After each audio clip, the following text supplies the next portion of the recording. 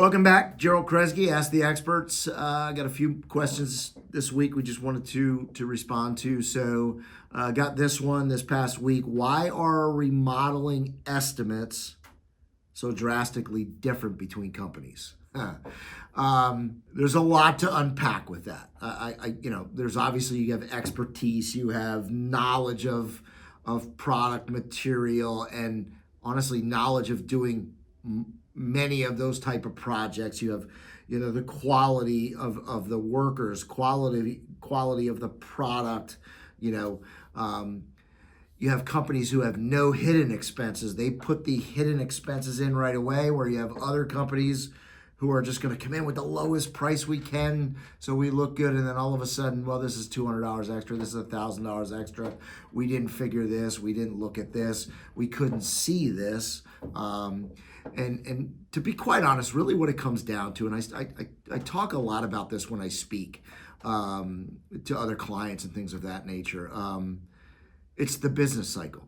A lot of times when there's drastic differences, it comes down to the business cycle. And I obviously can't go into breaking down a business cycle in this 2, 3, 4 minute segment, but I'll give you hopefully a 1 minute overview of what a business cycle is. So every business starts out the same. It starts out as a new company, and when you're a new company, you're doing everything you can to find business. You're kind of learning how it works and how to price and all of that. And a lot of times in that business cycle, in that early stage, I think about, and certainly you could AI this or Google it. I'm going to say about 25% of all those businesses don't even make it through the first year.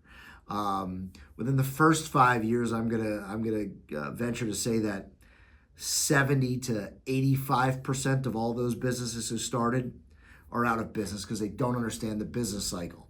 Unfortunately, what happens is if you get somebody early in the business cycle, just play those percentages. You have a great chance that you're going to be their experiment.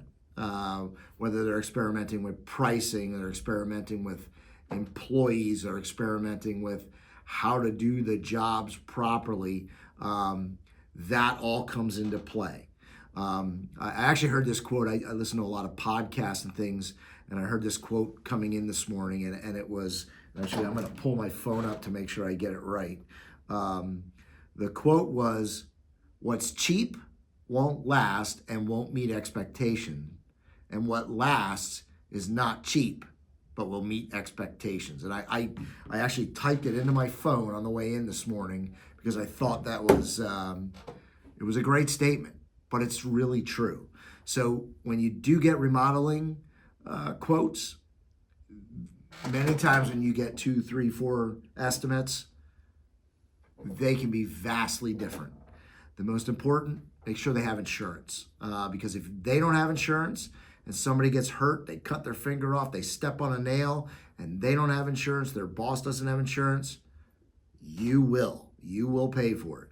If they don't do the proper job and they flood your house, you could very well be on the hook for it. So insurance is the most important.